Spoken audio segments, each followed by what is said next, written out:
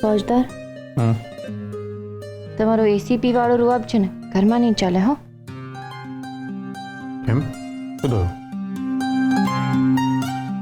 તમે સાસુમા સાથે કારણ વગરનો વિવાદ કર્યો. કારણ વગરનો વિવાદ કે સર તે પણ સાંભળ્યું ને મેં શું કહ્યું હતું? બા સવારની વાતને મનમાં રાખી અને ડાઇનિંગ ટેબલ પરથી ઊભા થઈને જતા રહે એમાં મારો શું વાંક? તમે ગુસ્સે ના થવાના હોય તો એક વાત કહું. બોલ. તમારે સાસુમા સાથે આટલું ગુસ્સેથી વાત નહોતી કરવા જોઈએ. એટલે હું એમ નથી કહેતી કે તમે ખોટા છો, પણ આપણા મનની વાત સામેવાળાના મન સુધી વ્યવસ્થિત રીતે પહોંચવી તો જોઈએ ને.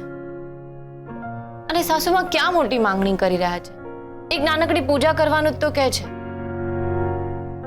હું માનું છું કે તમે આ કુંડળી જ્યોતિષ એ બધામાં નથી માનતા, પણ જો આપણા ઘરના વડીલો માનતા હોય તો એમના મનના સમાધાન માટે એમની વાત માની લેવામાં વાંધો શું છે? પ્લીઝ, આટલો ગુસ્સો સારી વાત નથી.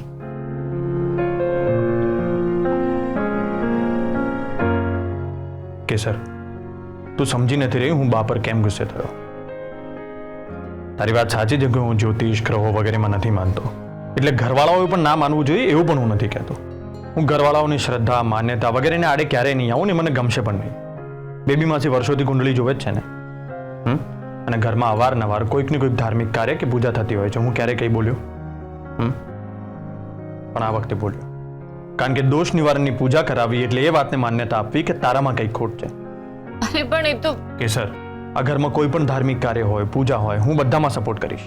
આર્થિક રીતે, ધાર્મિક રીતે, અને બધામાં મનથી ભાગ પણ લઈશ. પણ ક્યારે કોઈ એવું કહેશે ને કે તારામાં કોઈ ખોટ છે ને એના માટે પૂજા કરાવવાની છે, તો એ વાત મારાથી સહન નહીં થાય. ક્યારેય નહીં.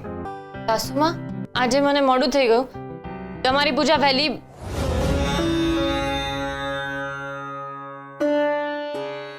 આજે અમારી પાસે પૂજા કરવાનો સમય નથી, એટલે અમે માથું ટેકવીને નીકળી જઈએ છીએ.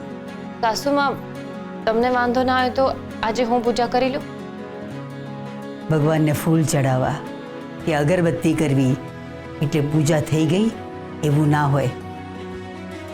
ભગવાન પ્રત્યે ભક્તિ પણ હોવી જોઈએ. તમે પૂજા કરશો એટલે તમારા નસીબમાં અપશુકનનો જે દોષ છે એ મટી થોડો જવાનો છે. તો સાસુમાં, હું એવું તો શું કરું કે આ દોષ મારા નસીબમાંથી ટળી જાય? હું કાંઈ પણ કરવા તૈયાર છું. તમે જે કહેશો ને બધું જ હું કરીશ. હું ખુલ્લા પગે ચાલતા કાશી જવા તૈયાર છું. હું નિર્જળા ઉપવાસ કરવા પણ તૈયાર છું. હું આટલું બધું કરવાની કાંઈ જરૂર નથી.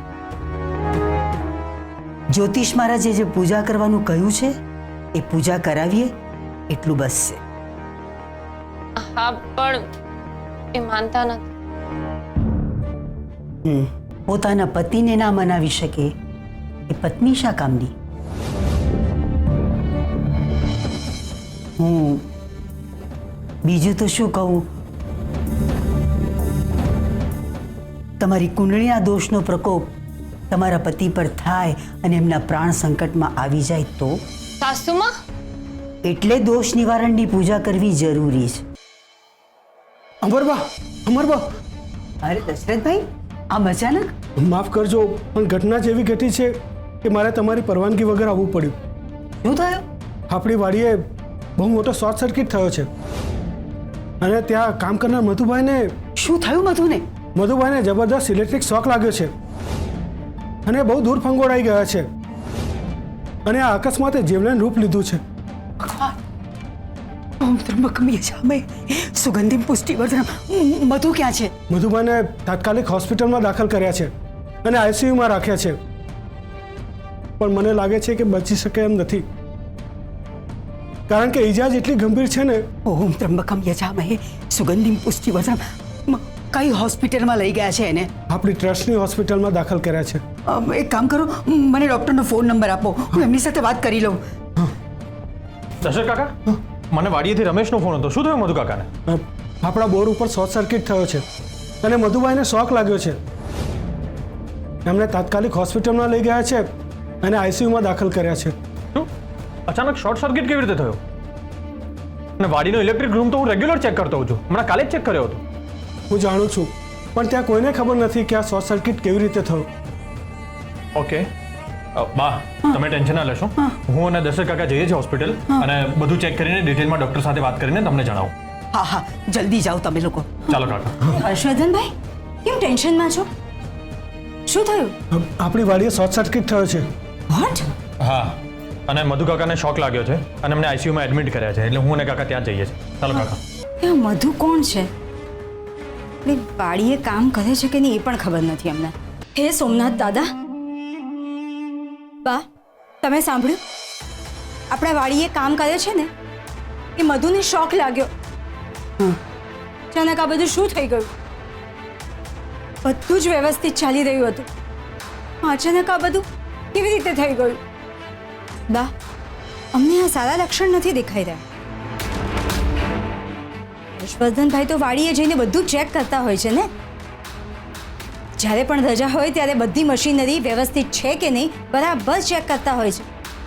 તેમ છતાં પણ આવું થયું. બા ઉપરવાળાનો કંઈ સંકેત તો નહીં હોય ને? હર્ષવર્ધનભાઈની ઘાત મધુ ઉપર આવી ગઈ હશે.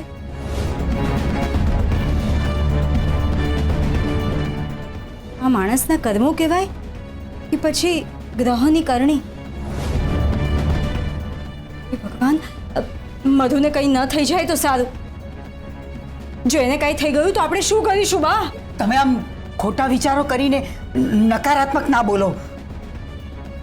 હોસ્પિટલમાં લઈ ગયા છે ને, એને સારું થઈ જશે. હા હા બા, એમને કંઈ થવું જ ના જોઈએ અને એમને કંઈ જ નહીં થાય. જો એમને કંઈ થઈ ગયું તો એમના બાળકો અને એમના પત્ની રસ્તા ઉપર આવી જશે. ને અમને નહીં ગમે બા. અમે સોમનાથ દાદાનું વ્રત કરીશું. એ સોમનાથ દાદા, આ શું ચાલી રહ્યું છે?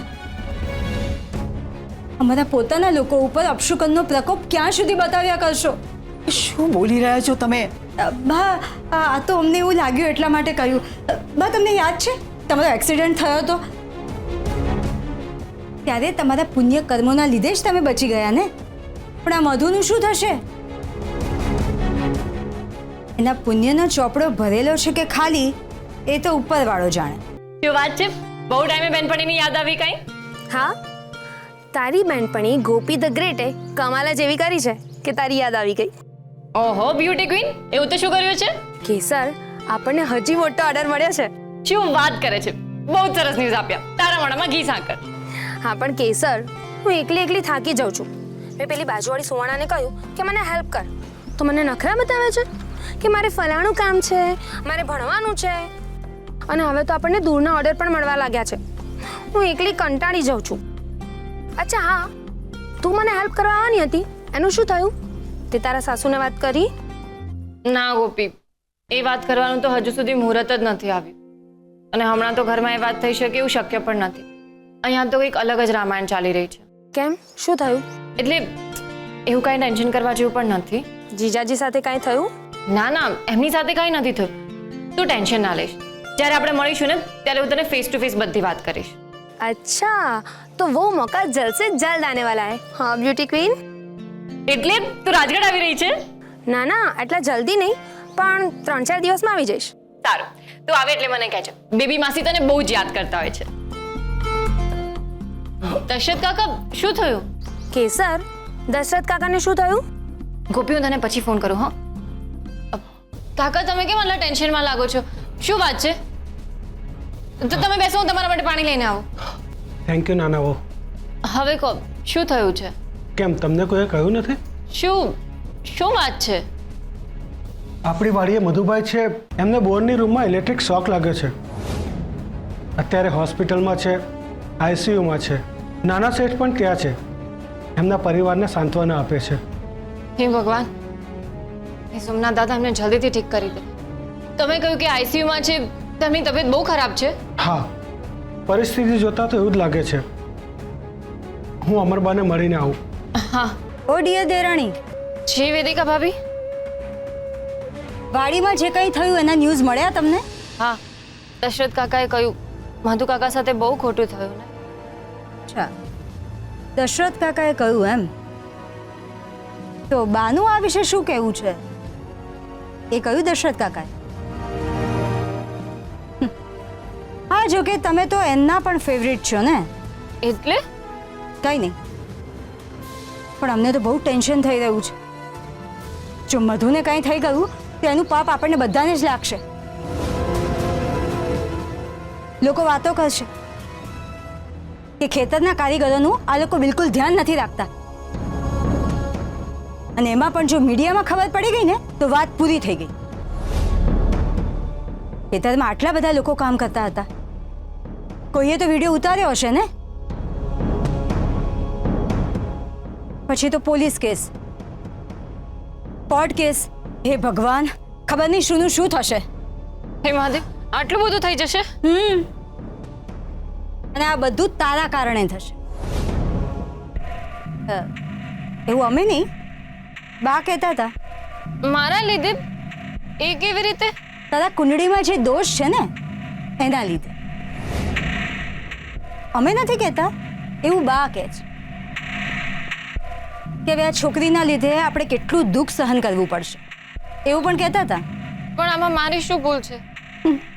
સાચી વાત છે, બાને જઈને પૂછ કે તારી શું ભૂલ છે. નહીં તો એક કામ કર, તારા કુંડળીના ગ્રહોને જ પૂછી જો. તમે આવી ગયા? મધુ કાકાની તબિયત કેવી છે? ક્રિટિકલ છે. ડૉક્ટરે કહ્યું છે કે ઇન્ટરનલ બ્લીડિંગ થયું છે, એટલે અત્યારે કંઈ કહી નથી શકતા. હે ભગવાન. ચાલ, અત્યારે હું પોલીસ સ્ટેશન જાઉં છું, પછી ફરીથી હોસ્પિટલ જઈશ. એક મિનિટ, ડિયર દેરાણી, આ જે કાંઈ પણ થયું એના પછી તું શું વિચારે છે? એટલે આમાં મારે શું વિચારવાનું છે? અરે દોષ નિવારણ માટે જે પૂજા કરાવવાની છે કે નહીં એના વિશે પૂછીએ છીએ. જો તારે પૂજા કરાવી હોય તો કરાવ, અને ન કરાવી હોય તો કંઈ નહીં, અમને કોઈ પ્રોબ્લેમ નથી. પણ હા, બાનું નક્કી છે, જો આમ ને આમ ચાલતું રહેશે તો આપણા બધાનું જીવન અઘરું થઈ જશે. રોજ આ ઘરમાં અમાસ હશે. ના ના, હું એવું કાંઈ નહીં થવા દઉં. હું એમની સાથે વાત કરીશ. એમની સાથે વાત કરીશ? તમારા પતિ પરમેશ્વર વાત માનશે ખરા? અમે શું કહીએ છીએ કે એમની સાથે વાત કરવાની જરૂર શું છે? એટલે એટલે એમ કે આવી નાની નાની વાત એમને શું કહેવાની? તું ચૂપચાપ મંદિરે જા અને પૂજા કરીને આવી જા. અરે એ તો ડ્યુટી ઉપર હશે ને, એમને કાંઈ ખબર નહીં પડે, અને એમને કંઈ પૂછવાની જરૂર નથી. ના ના ભાભી, આમ કેમ બોલો છો? એમને પૂછ્યા વગર કંઈ કરવું એટલે એમની સાથે ખોટું બોલવા જેવું થયું ને. એટલે આજ સુધી તું તારા પતિ સામે ક્યારેય ખોટું જ નથી બોલી. હા, અમે તો ભૂલી ગયા હતા કે તું તો વિક્રમસિંહજીની દીકરી છે ને. ખોટું પણ સાચું લાગે એમ બોલતી હોય છે.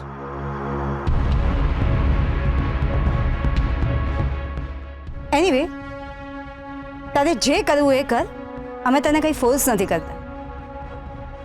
હા, પણ એક વાત છે, જો તું પૂજા માટે તૈયાર થઈશ તો બા તને સપોર્ટ કરશે, એટલે તારે ટેન્શન કરવાની કોઈ જરૂરત જ નથી.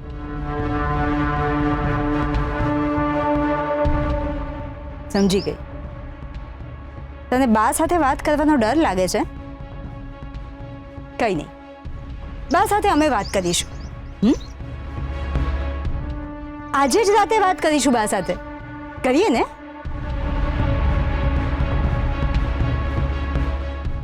ઠીક છે, તો આજે રાતે જ અમે વાત કરીએ છીએ બા સાથે. બા, અમે અંદર આવીએ? તમે ઓલરેડી અંદર આવી જ ગયા છો. બોલો. બા, અમારા દેરાણીને તમારી સાથે વાત કરવી છે. આવો, આગળ આવો.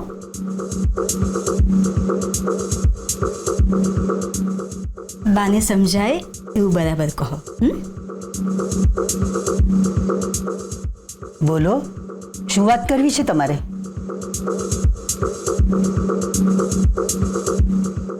સાસુમાં વેદિકા ભાભી કહેતા હતા કે એ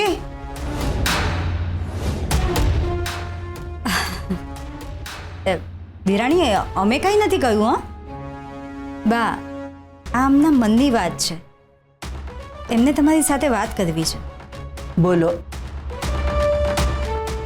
એટલે ઘરમાં પ્રોબ્લેમ થયો છે મારા લીધે થાય છે એટલે આપણે જે પેલું તમે કહેતા હતા એ આપણે કેટલા બધા ડરી રહ્યા છો તમે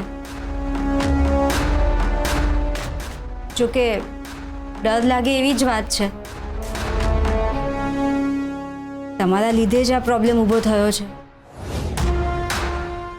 બા અમે એમ કહીએ છીએ કે અમારા દેરાણી એમની કુંડળીના દોષ નિવારણની પૂજા કરાવવા તૈયાર છે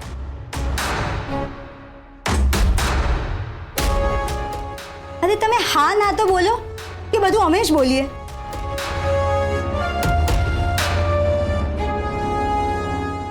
જોયું બા એમણે હા પાડી એટલે હવે હર્ષવર્ધનભાઈને વચ્ચે લાવવાની કાંઈ જરૂરત જ નથી બરાબર ને એટલે અમે એમ કહીએ છીએ કે અમારા દેરાણી સવારે મંદિર જશે પૂજા કરશે અને તરત પાછા આવી જશે અને તમે પણ હશો જ ને બા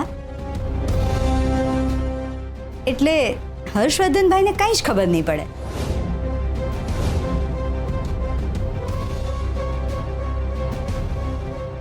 આવું કરવા માટે તમે એમને પૂછી રહ્યા છો કે ડાયરેક્ટ કહી રહ્યા છો?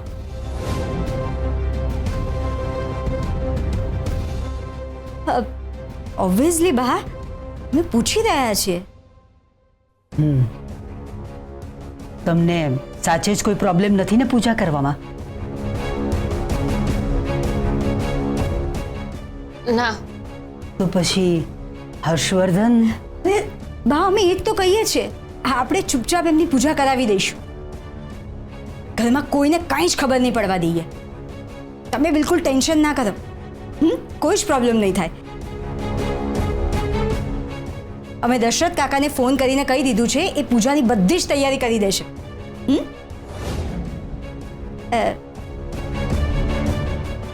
એટલે હા તમે કહેશો એ રીતે જ થશે બા